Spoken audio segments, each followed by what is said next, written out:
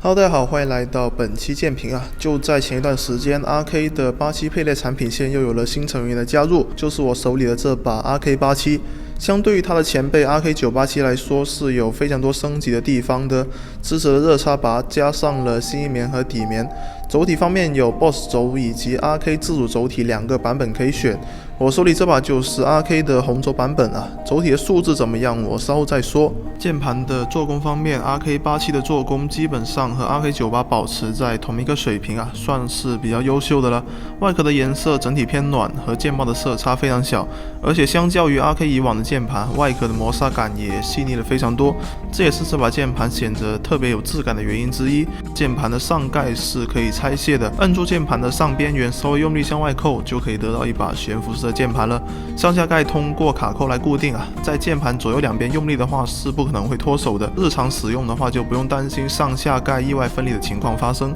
比较遗憾的是，这把键盘在卸下上盖的情况下并不好看。键盘的定位板和外壳是有明显的色差的，巨大的拼接缝隙处处都在提醒着我要把上盖扣上来使用，而且 RK 也在官方店铺上架了可以选配的多彩上盖，就商业鬼才好吧。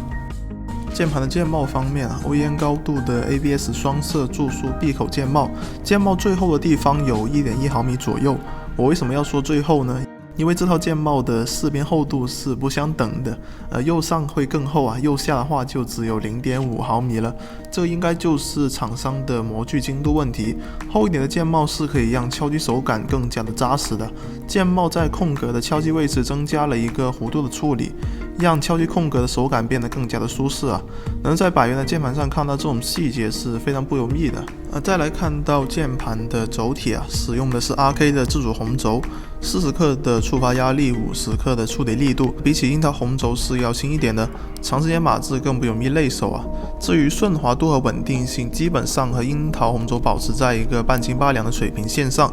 两款轴体都没有做场润啊，我前2期视频中的 RK 黄轴是有场润的，到 RK 红轴这边就没有了，还是有点可惜的。RK 的红轴在没有场润的情况下，边角按压的顺滑度是要比樱桃红轴好一点的。轴心稳定性的话，和樱桃红轴基本上是在一个水平线上，勉强可以接受。与在100元键盘中比较常见的高特红轴比起来，还是要好上不少的。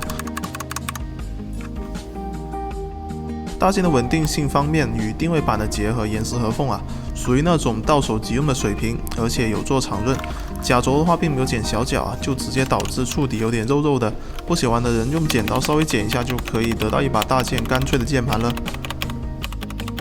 键盘的灯光方面，亮度比起 RK98 是有非常大的进步的。在正常的环境光线中，也可以很轻松的看到灯光的效果，而且灯光也没有闪烁啊，好评。这里给大家简单展示一下键盘的灯效。